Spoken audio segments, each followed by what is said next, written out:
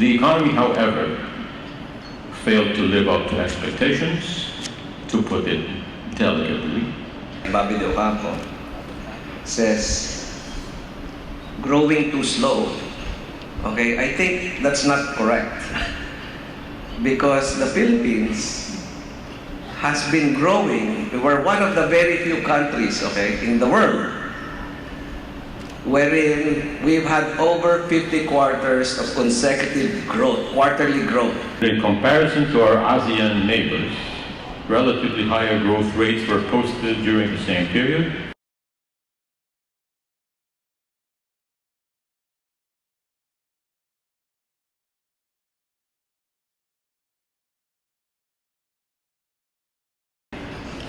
How did we get ourselves in this situation? There were a good number of financial institutions, economists, and even administration allies who openly pointed to the government's massive underspending, especially in infrastructure, as the primary culprit for our less than stellar performance last year. There are perceptions that Philippines grossly lacks infrastructure. Again, I challenge that statement. The continuing central problems to address are infrastructure, infrastructure, and infrastructure. I travel a lot around Asia. And our infrastructure is not bad. I see all these other countries, we're okay. He's happy to know that we're as good as they are.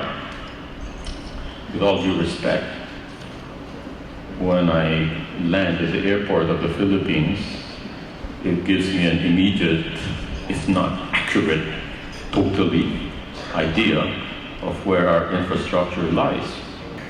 We do have adequate infrastructure to be able to have this growth above 7%. I will admit, though, that it is always desirable to see more infrastructure. But I think that we should not put down ourselves and say that we lack all this infrastructure. Bear in mind the gestation period for significant infrastructure projects is a minimum of 2.5 years between identification and start of construction. And I'm not saying that in theory, because I was in the cabinet. I am aware of concerns about infrastructure underspending at the start of my administration. Now that the necessary project integrity checks and systems are in place, I am happy to report that as of January 13 of this year, around 2/3 of the 205.8 billion peso budget for the infrastructure program has already been released.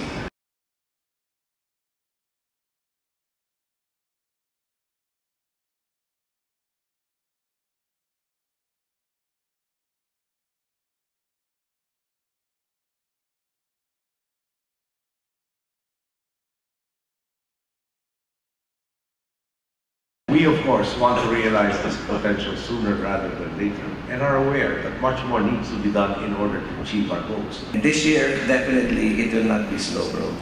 On the bright side, if you can really call it that, it would be quite hard to duplicate the bad growth rates of 2011.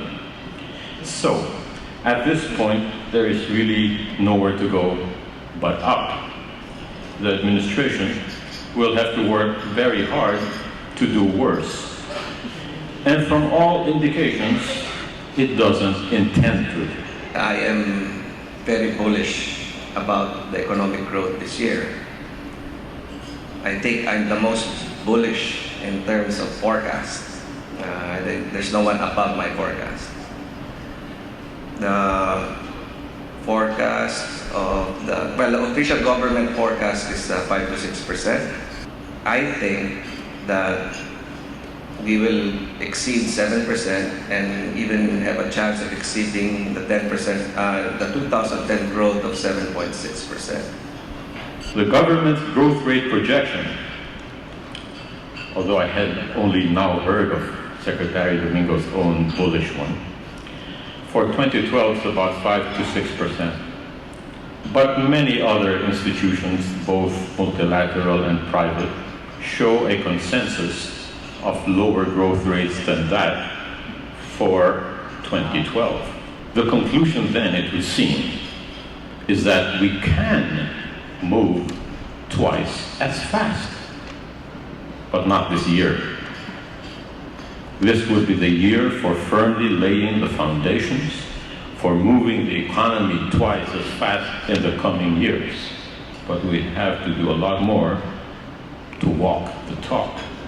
The race to progress is both a sprint and a marathon, in that we have to improve our economy as fast as possible, while at the same time optimizing conditions so that growth might be sustained.